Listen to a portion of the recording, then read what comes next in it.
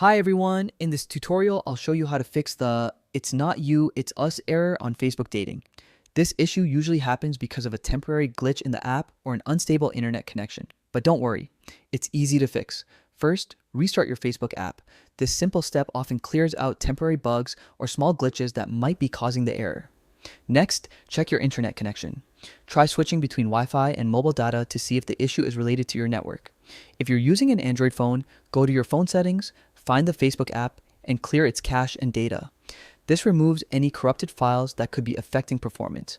After that, make sure your Facebook app is updated to the latest version. Open the App Store or Google Play Store and check for updates. New updates often include fixes for known problems. If the error still appears, uninstall the Facebook app and reinstall it. This resets the installation and can solve deeper app or account connection issues. And finally, if none of these methods work, contact Facebook support. They can help with account-specific or regional issues that might be causing the error. That's it.